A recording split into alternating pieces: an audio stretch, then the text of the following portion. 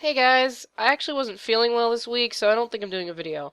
Hope you enjoyed the episode anyway, though, and... Wait, you have to do this review, Natsu. If you don't, something terrible will happen. Wait, what? Wait, aren't you... That's not important right now. We have to review this episode, so why don't I help you out? And hopefully this will stop what's gonna happen. How could anything bad happen just from not reviewing an episode? That's ridiculous. I can't explain too much, or it would mess with the feature more than I would want it to. Just know, what's gonna happen if you don't review this episode is terrible. Terrible! The future, right. Yeah, okay. Alright, fine. If you really want to do this, I will, regardless of how little sense you're making. I'm too tired to feel like arguing, so whatever floats your boat is fine. Okay then, let's start. Oh, and I'm Shark. Right, that's what I figured. You're the one who spoiled Octavia and Vinyl's song for me. Oh, yeah, sorry.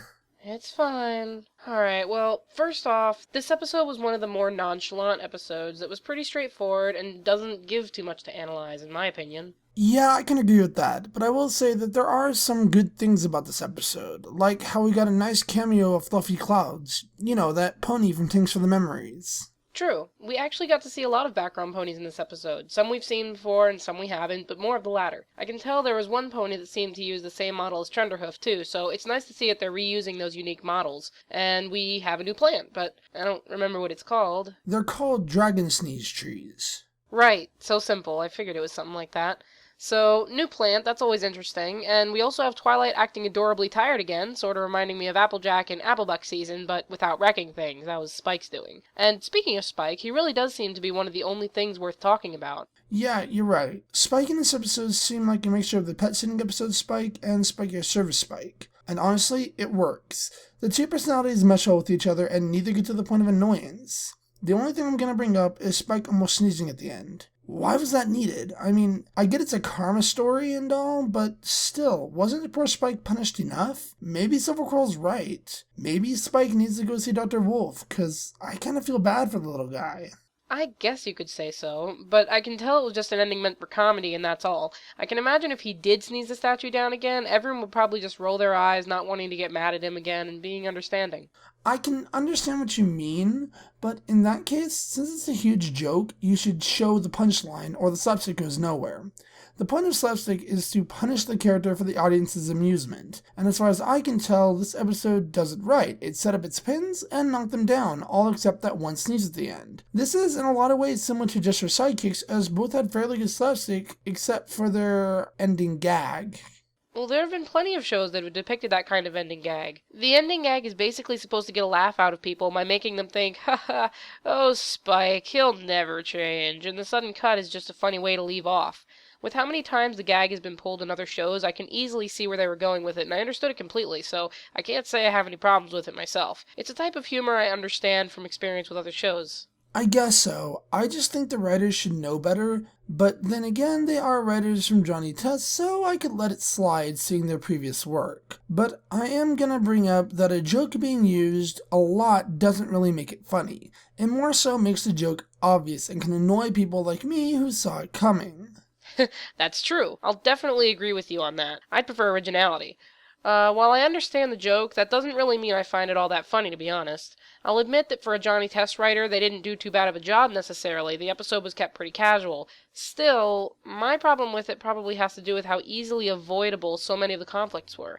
For example, whenever he sneezed, there was about 270 degrees he could have harmlessly sneezed in, but he always sneezed inside of the 90 degrees that was inconvenient for him. I found that slightly bothersome, personally. Not only that, but many other issues in this episode could have probably been solved fairly simply as well. For instance, he was telling every pony else the reason to stop what they were doing is because Twilight was sleeping or needs her rest, and it always worked. So, why did he feel the need to tell the two bickering ponies off by lying to them, rather than telling them the same thing that worked with every pony else? I'm gonna argue against this. The reason for him not using the by the order of the princess thing was because this was the point at which Spike found out he could use it to get what he wants. Sort of similar to the whole it's my birthday thing from Secret of My Excess and the whole pet sitting thing from Just for Sidekicks. I did notice the similarities to Secret of My Excess. In fact, that does make it justifiable due to Dragon Greed. But again, I know Cadence said that he was enjoying making decisions in Twilight's name, but he only really figured that out after lying to the two ponies the first time. You could see he didn't smirk and realize, I could tell these ponies anything and they'll listen, until the second time he was approached, and that second time wouldn't have even happened if he had told them off to begin with. Because the first time he did it, he had no ill intentions. He wanted to get them away in order to help Twilight rest, so he didn't see that he could tell ponies anything and they would listen. If he wanted to get them away in order to help Twilight rest, he already had a working method of doing that. So it doesn't make sense he would try something new when his old method worked just fine. If they had included just one single try before that, having Spike say something even vague like, well, the princess doesn't want to be disturbed right now, and they still had given him a hard time after that, then I can understand him trying a different method. I can see where you're coming from. There was sort of another way this could have been handled. Not by Spike, but by Cadence, telling every pony to shut up by basically royal decree. Right, or even Spike saying Princess Cadence ordered, etc. would have been a really good attempt at having the ponies go away. Something else I would like to bring up is that the ponies in this episode were kind of racist toward dragons, and this wasn't even the first episode to do so. Thanks for the Memories had Rainbow Dash going to him for advice, then really discrediting it by calling him just some dragon. Well, that's a big topic. I had no idea we'd tackle that in this one. Honestly, at the same time, if we're talking about racism, there is one episode that definitely did it more than this one. Simple Ways had Trenterhoof blatantly saying something about the work ethic of Earth ponies, lumping together all Earth ponies in the same way racist people might talk about other races as human beings. When it comes to dragons versus ponies, I can better understand how they might rationalize it, especially considering we don't usually see dragons in regular pony society. It's more speciesism than racism, and it seems harder to overcome in that world. Not that I support it or anything, because I certainly don't.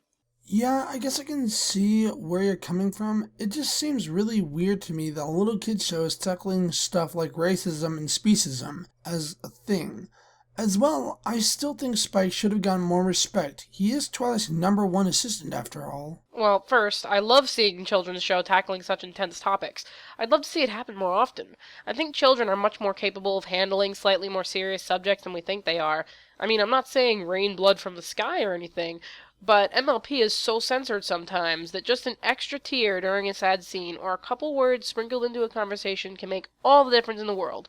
And secondly, yes, I'm not sure why Spike doesn't get more respect for simply being Twilight's assistant. I guess they just don't really take him seriously. After all, he is a baby dragon. Yeah, I agree. I was surprised by the fact that this show covers such serious topics, but I also love it for the same reason. Cause it has enough guts to show kids how things are sometimes. But anyways, there is one more thing we can talk about.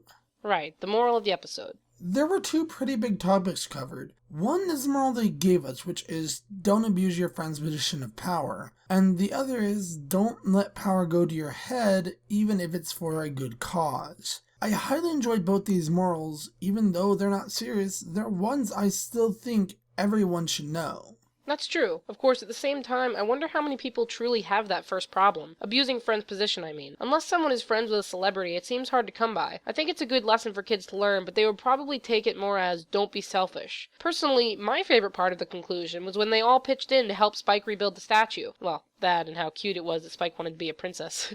It shows forgiveness while at the same time covering how different ponies come together as a whole. And I know that subject was covered plenty of times in the past, including in the last episode, but I don't find it much of a problem to keep that reminder since it's something that plenty of people should know and remember. Not to mention, it's a big part of the show itself.